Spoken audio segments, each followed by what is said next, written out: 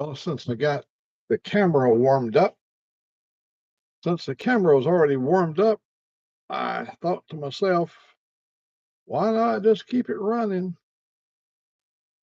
And maybe some of the fellows from the coffee shop will come over and get my hat straight. Look, my God, my hair is all, look at that. Oh, no. Uh, this thing is backwards. Look at that. Look at this. Uh, let me see if there's anybody show up over here. We'll let it run for a little while and maybe put on. I'll see. I wish I could figure out some way of adding stuff to this.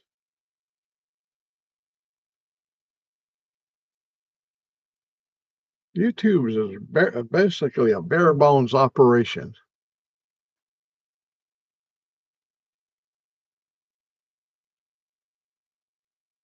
You share it with.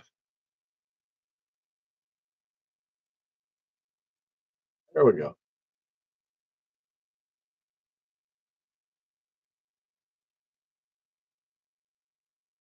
We're just going to let this thing run for a little while. I have a little dog in here. Oh, we got somebody that came over. See who come over here.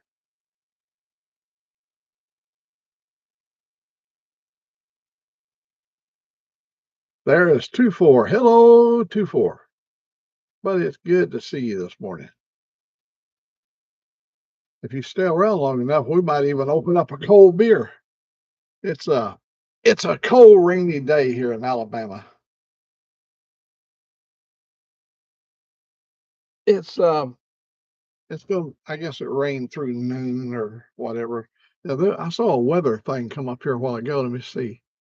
I see what it said.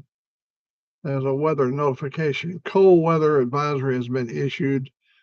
Yeah, all the way through the 20th. Okay. Well, it's winter time, and this is what we expect. Oh, you're minus 14 degrees Celsius there.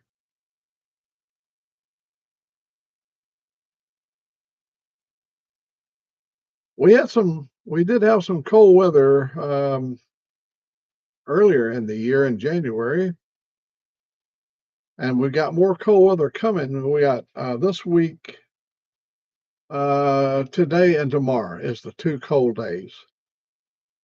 And then it's going to be next Tuesday, it's going to be back up in the 70s, 70, 71 degrees.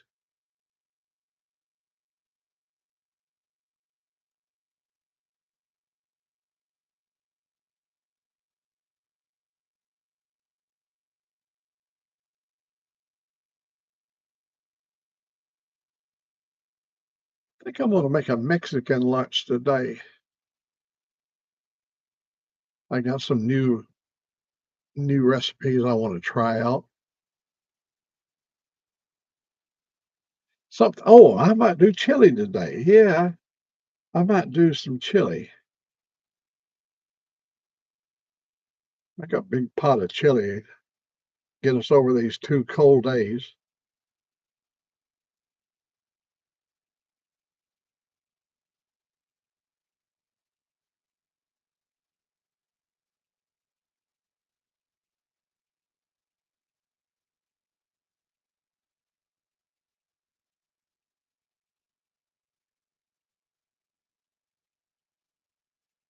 Keep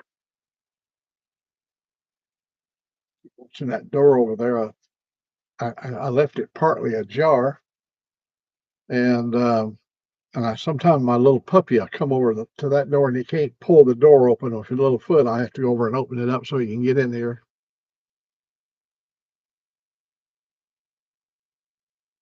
Oh yeah, I see it. I see it on TV. I see something on TV, and I just got to try it. I saw one the other day I really liked. Um, you take a crescent roll and you open the roll up, and you take the squares, take and form a square with the triangles that's in there. I think there's 4 squares in a row. When you look at it, there's gonna be 4 squares, but they're cut at triangles. Well, take one of those squares and, you, you roll bacon. I believe, they used, cheese, put cheese in it, and they rolled that bacon and stuff in, yeah, in this, square, and then they baked it. Oh my gosh, it was so good. The outside was golden brown, and when you cut into it, all that meat was just literally just crispy, nice. Uh, yeah, there's quite a few things you can do with them crescent rolls, just that you can experiment with, and you can take the whole roll. You can take a whole roll and take the wrapping off of it and put butter on the outside of it and lay it on a baking sheet with some parchment paper or some paper and put that in the oven, and that log will swell up and it'd be golden brown, big, about that big around. It swells up really big. I think you bake it for 350 degrees for 30 minutes, whatever. And then she busted it open in the middle, and it was just layers of goodness. And man, you could cut it in slices and put jam on it, that crescent roll, and put a jam or a jelly or something that you like. I thought, I'm going to try that now. Yeah, just make the whole roll of crescent rolls.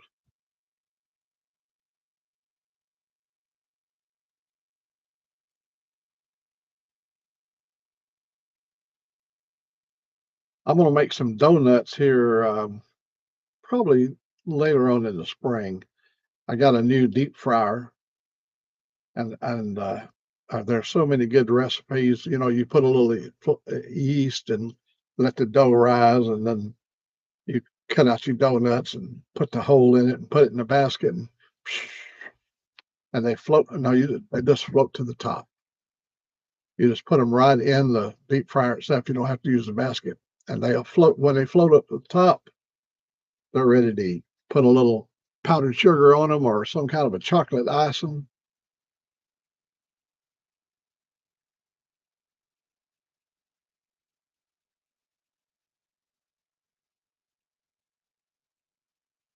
Looking at my signal. My signal's still looking good, so I hear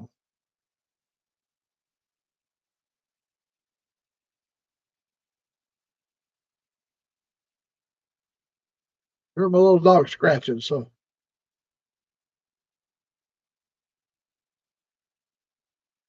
he's probably wanting in.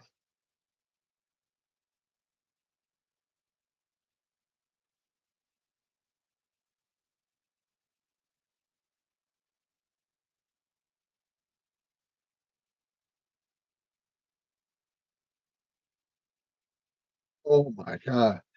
My son, I have a son that was a pit master. That was his title.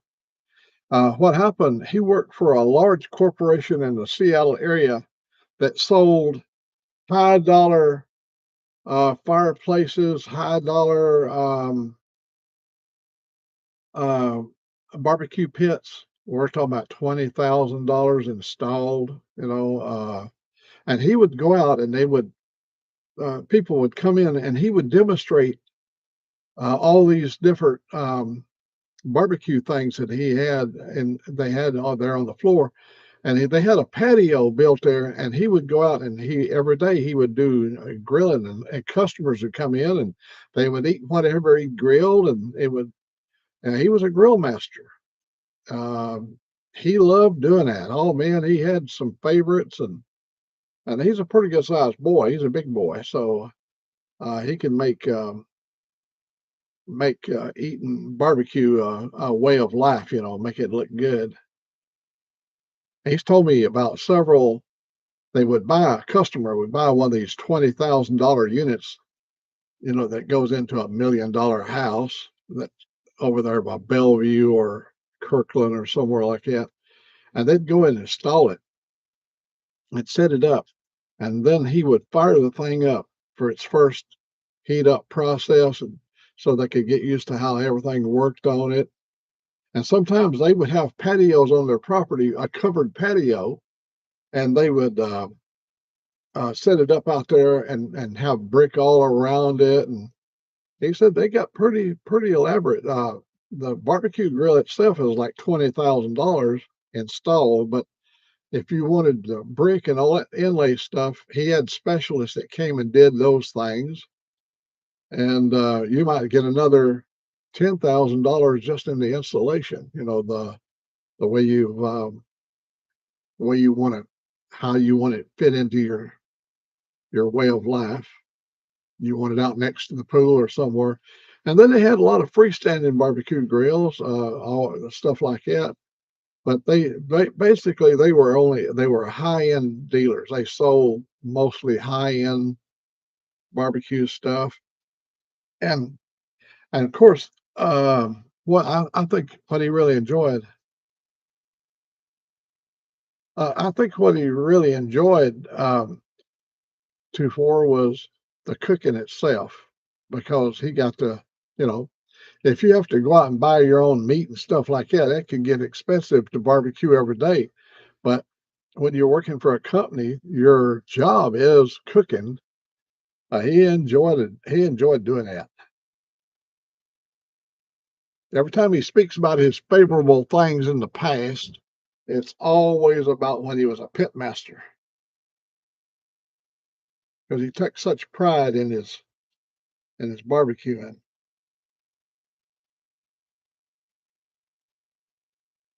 We had a place there. I lived in a little town called Puyallup, which is in Pierce County, Washington. And right within 3 or 4 miles of my house was a place called Poor Boy's Barbecue. And he was a retired chief. He was retired out of the Air Force. He was like a E8 or whatever. And he got my second cup of coffee. My little woman bring me some coffee here. Thanks. Uh, he uh, came from Texas, and he used mesquite wood, and he'd have his Air Force boys to bring him stuff from Kelly and Lackland and places down there. People he knew in the Air Force, and they would deliver it to McCord Air Force Base, and he'd go over to the BX and pick up the wood, the mesquite wood, and he barbecued just like he did in Texas there in Washington State, and it was so popular. And then he had married a Filipino lady while he was in the Air Force, and she really knew all of his recipes and everything. Well, when he passed on, she kept doing the barbecue and using the old formula. But when she got old and wanted to retire, she passed it on to her sons, and they turned it into a teriyaki shop. Oh well, because they had no interest. They was raised on barbecue, and that's all their daddy cooked. You know, he was a barbecue. He was a pit master from Texas. So as soon as they was allowed to go back to whatever they liked, they went back to cooking just like they did on the island in the Philippines where his mama was born. And hey, that was a trade off, because there's a huge Asian population in Washington, because it's what they call the gateway to the Orient.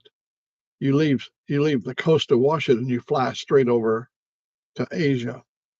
And anyhow, they when they turned it into a teriyaki store, it was popular with the Asian people. They liked their barbecue as well. They liked their own style of doing things. And I gotta admit, I love Asian food too. I eat a lot of teriyaki.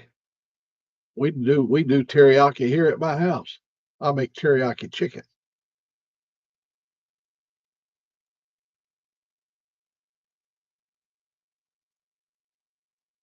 You know, if you love doing something too for, and you get to do it, there's no better way of living. It's getting to have your hands involved into something that you like doing. Like Ray Gregory, down deep in his heart, he's a mechanic, that loves mechanicking. But he's reached an age where crawling under cars and all that stuff is probably pretty tough on him. I know it'd be tough on me, and I love mechanicking as well, but I leave it up to other people now. I don't even change my own oil or nothing. It's just it's just too hard to get down. Back in the old days, man, I would flop down on the ground and get on that creeper and crawl up. We'd change an engine in the parking lot. We'd change an engine in a dirt field. We did. My brother and I, we took an engine out of a Studebaker car that was given to us, and we didn't even have a come along or a hoist or nothing. How we did it, we got down and got everything all loose, and we put a strap around the engine, and we got a pole, and it went all the way across from one fender to the other. And he got on one side. We strapped it up good so it wouldn't teeter totter and fall off. He got on one side and I was on this side, and me and him got a hold of that pole and we lifted it up now and got it and pulled it away from the transmission, got it up out of the motor mounts and pulled it. We removed the radiator and pulled that thing forward, and then we leaned the back of the engine down, got the nose of the engine pointed up, and we lifted that thing up and set it up on the bracket of the radiator bracket. In the old days, cars had radiator brackets. The radiator set inside that bracket. We set it there on the top of that, balanced it on that bracket on the oil pan. And we got over, got a hold of it. He got his side, I got my side, and we lifted it off. This is a six-cylinder flathead Studebaker engine, and set it on the ground with our bare hands. No, come on. We put a big turbo hydromatic transmission in a car with no jacks. We took the floorboard thing out. We put the transmission inside the car. I got down on the ground. My brother got a hold of the transmission. He handed it down to me through the hole in the floor, and he laid it on my chest. And I put my hands on the side to keep it from crushing my chest. And he got a hold of the back tail shaft, where the drive line, and he got a hold of it there. And him and I, we muscled it into the torque converter. It was automatic. We muscled it in and got our 3 bolts or 4 or 6 bolts, whatever, around the flywheel there. Woo! I was glad to get that off my chest. That turbo hydromatic was a big old heavy cast iron transmission. It wasn't one of them little light, like a 727 Mopar aluminum transmission. It was a heavy duty. uh, you just do what you got to do back in the day. You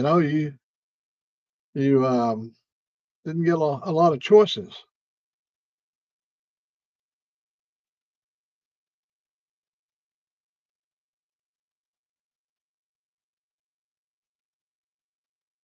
Let me show you this. I don't even have the phone turned on.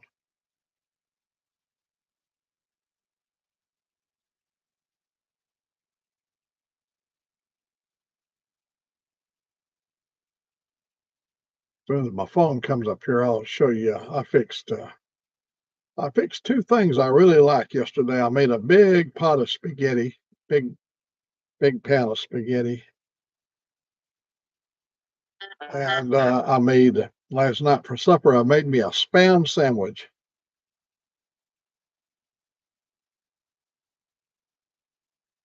I don't know, 2-4, was you over there having coffee with us this morning? You might have already seen all this stuff. All right, first I'll show you the spam sandwich.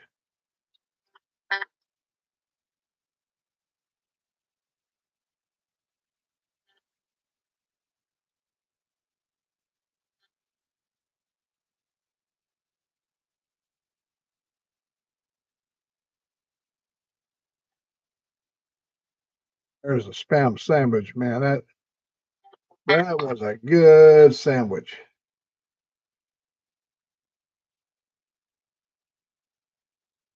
And here's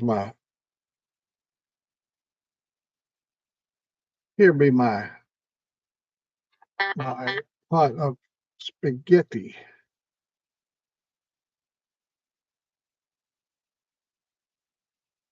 No, it wasn't soupy. It was heated. When it got finished, it was just spaghetti, sauce, and meat. We put some cheese on the top of it.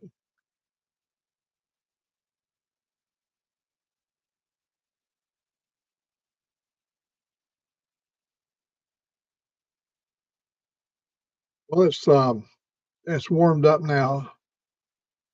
It's up to 36 and raining. But that's as high as it's going to get, I think, today. Tomorrow's going to be a high of 32. Then it's going to go to 71.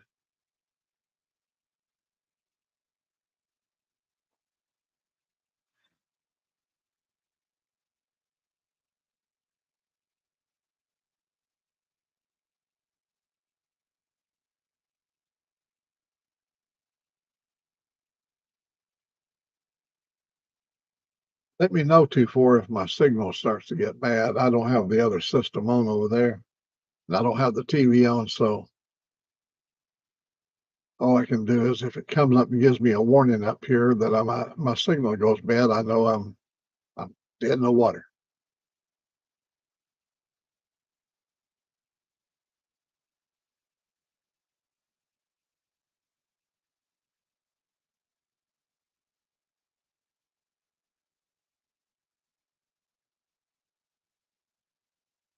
Here's a little dog scratching, so I bet you he is. Oh, I know what it is. I know what it is. Hang on just for a second. Let me what it is. Yeah, buddy. See if I can do this.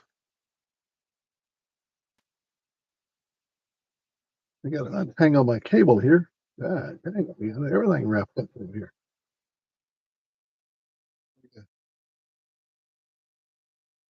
The back door. See the little ears. Look at them little ears right there. Meow. That's my cat outside. I see the cat right there. I could get over a little closer. You can see the cat. He's scratching on the back door. He wants to eat. Come on, man, feed me. Come on, man, feed me. Oh, them little guys. They don't have no trouble communicating. If they can scratch or claw or whatever, they'll let you. Oh, hell, I got this camera upside down now. Start moving the camera around. It can, yeah. I think we're back on the air. Hang on, let me, I know I'll call her. I'll get her to give the cats. But I don't want to have that squeaking door going out on the air. Yeah, let me call her and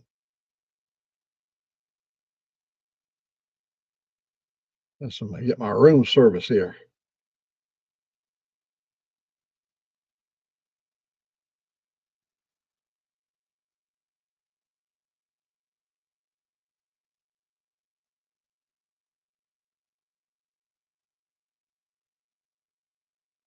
Yo, what it be? What's up? I need for you to come here for a moment. Okay. Thank you, honey. Uh-huh. Bye. All right, we got help on the way. Old Mac is going to get that cat taken care of. Honey, the poor little cat is out there going. It didn't have no food last night, so I had to feed it. You'll be so kind to get the old boy. Oh, yeah. Make sure you put something on your railing too. I feed the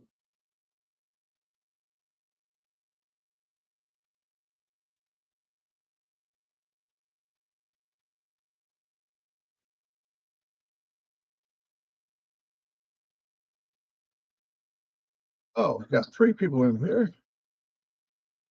I feed the robins also cat food. I put along the rail. Oh, they love that cat food.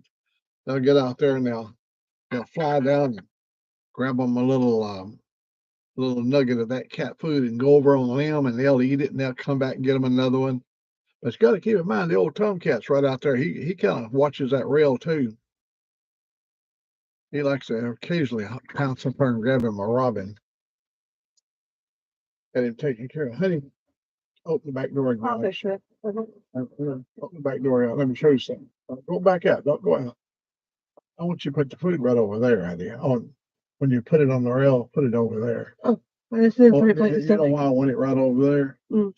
So I could see the birds eating. Okay. That's okay. Don't do it now. The next time you do it, Okay. put some over there.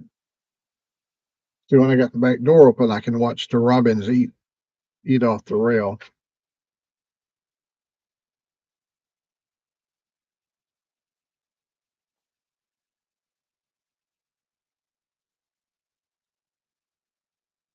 Crap everywhere. Man, I'll tell you. Oh, yeah. Hell yeah. There we go. Yeah. Yeah, I'm off the air now. What the hell happened here?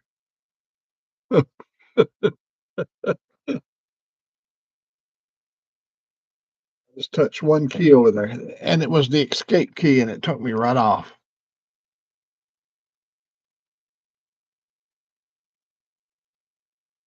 For a person that has lived in a organized world through my company that I work for, to be so unorganized in my senior years.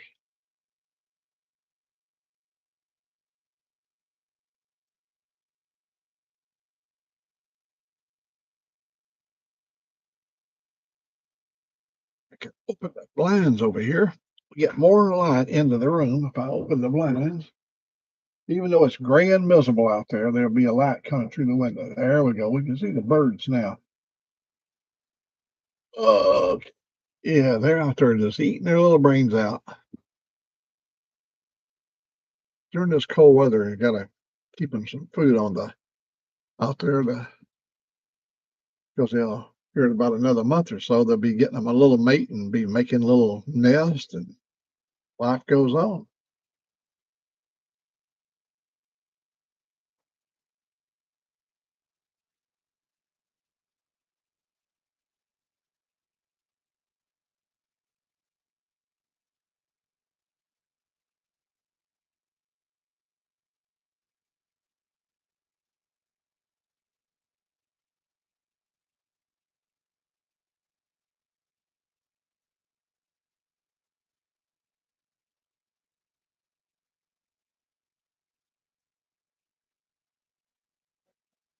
So out of kilter. Here we go.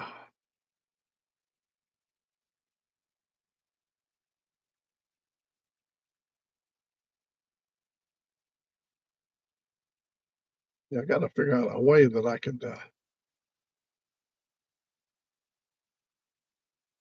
something to run in the background. Oh, I could put a big screen over there. Yeah, hang up a big screen monitor behind me.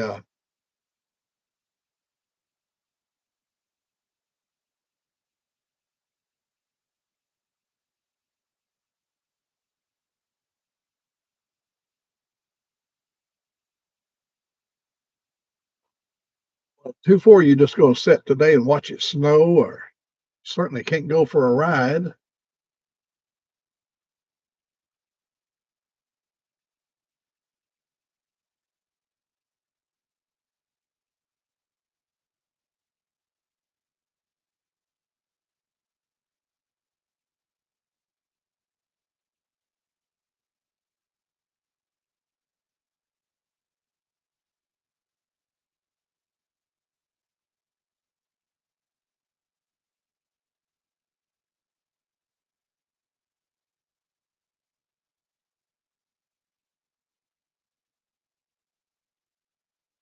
I don't know who all was in here, but it shows I got some people in here, but they ain't very talkative. This is hump day. I guess everybody is basically Going to try to coast her into the weekend without putting much effort into it. Okay. I look dysfunctional. That's me. You want to look up this. You want to know what dysfunctional is? Look up old Mac. Dysfunctional.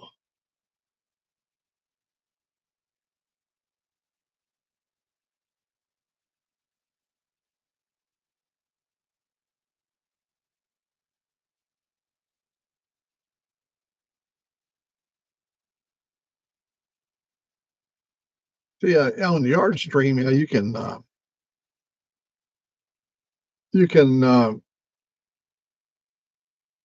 come over here and bring up stuff and from off in your hard drive and display it.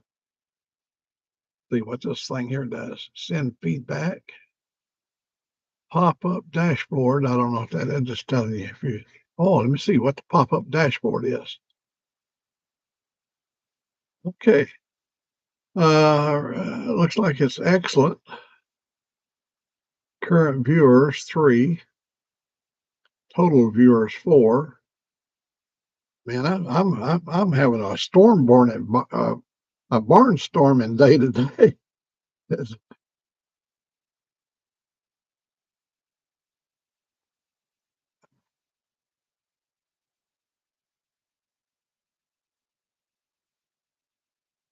See what this does over here. What else we got over here?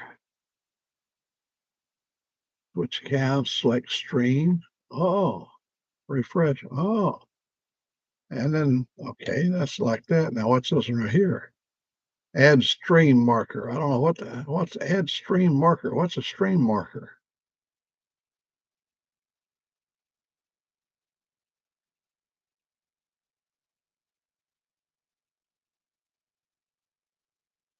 What a stream marker, but we'll add it anyhow.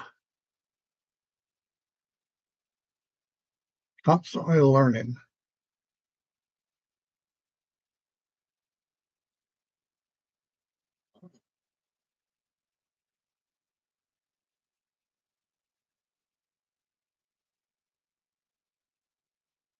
See, go to edit and see what that does. I think I've got it on public. Public, yeah. All the people in the world. Yeah. Everything's good. Okay. Rainy hump day of whole Mack. I said, okay, that's fine.